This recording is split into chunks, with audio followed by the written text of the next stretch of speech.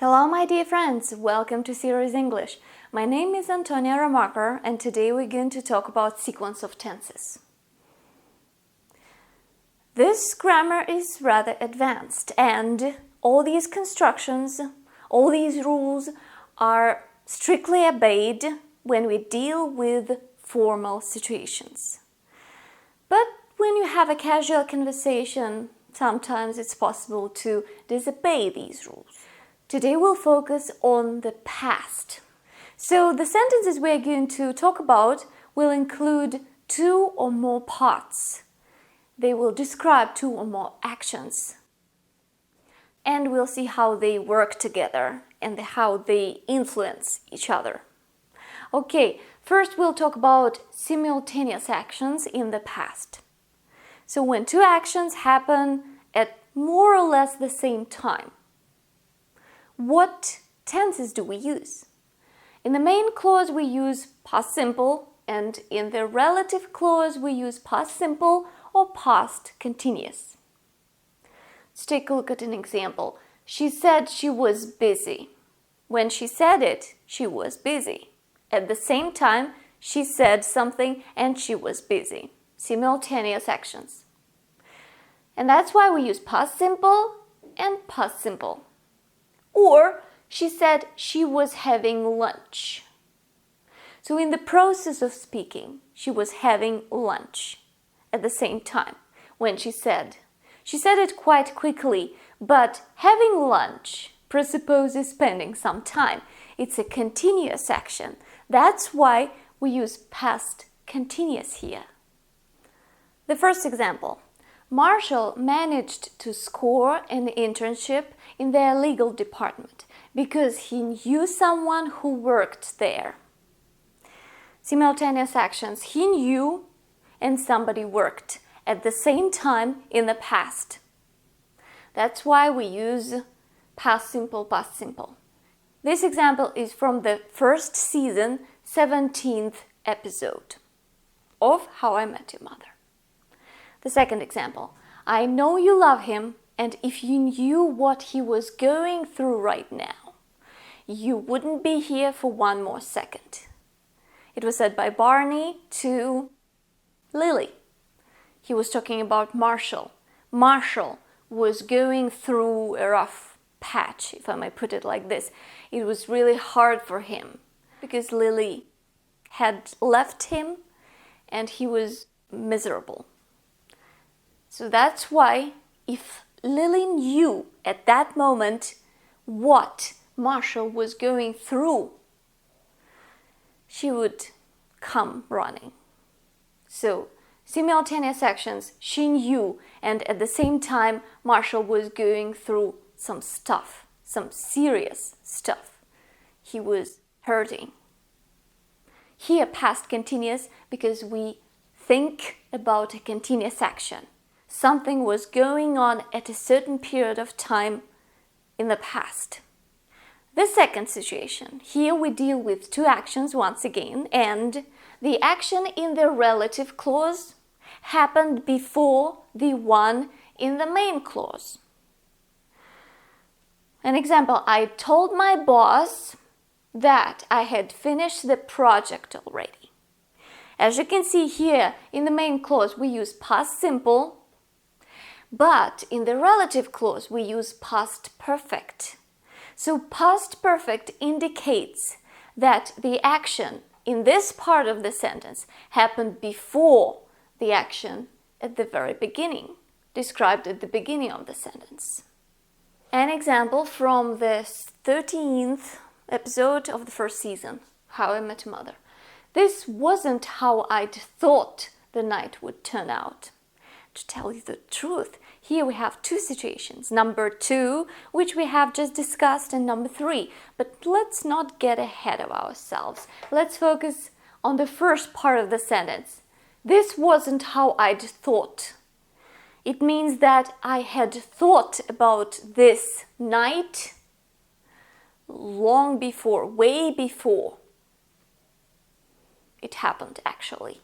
So that's why the first part is in past simple And the second part is in past perfect, because I thought before the night actually came.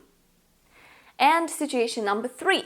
Here, the action in the relative clause belongs to the future.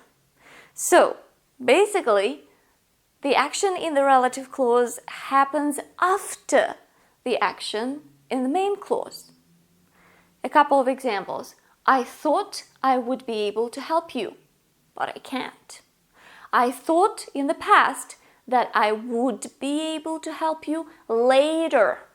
So, the action in the relative clause happens after the action, or it can be not the action, it can be a thought, a state of mind, and so on. It doesn't matter. But anyway, here we have something which happened or was true after something that happened here. So the structure is use past simple in the main clause and use future in the past in the relative clause. What is future in the past? It is very simple. When we deal with usual future, we use the auxiliary verb will. And here, when we are supposed to use future in the past, we should use would. Not will, but would. And then the verb itself. That's why I thought I would be. Would plus the verb be. She said she would be on time. Or she said she would help. He said he would love me forever. But we split up a couple of days ago. For whatever reason, I had let myself believe that this night would be a turning point, that this was the night my life, my real life, would finally begin. Here we have, by the way, notice I had let this past perfect in the main clause. It's possible too. But the most important thing here is that we have future in the past. This night would be a turning point because the action enclosed here happened after the action in the main clause. And let's take a look at the second part of the sentence.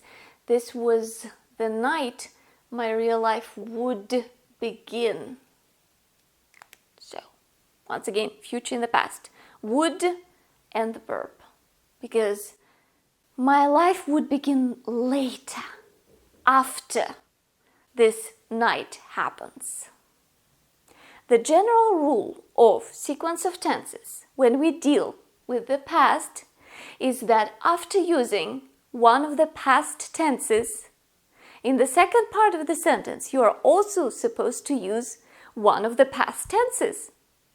So you can't use present after past, or you can't use future after past. You can only use past forms. This is the general rule. But you can use present in the relative clause if something that you talk about in the relative clause is still true right now, at the moment of speaking. An example, Bill said you are getting married. So you met your friend and you know the news already and you quote Bill. You say that Bill said you are getting married. You are still getting married. It is still true right now. That's why I can use present continuous in this case. She mentioned that her friend is sick. When I say the sentence, her friend is still sick, there's a connection to present. That's why we can use present. And one example from How I Met Your Mother. She said she works with Carlos. Who's Carlos? Okay, that's it. Today we studied sequence of tenses. Some rules connected with actions, how they interact, how they work in the past. If you have any questions, as usual, feel free to write to me. I will enjoy reading your comments and I will try to answer them as soon as possible. If you liked this video, please press the button, like it, share it, and subscribe to my YouTube channel if you want to continue studying English with me. But that's it. I hope to see you soon. Happy English and Russian practice. Bye.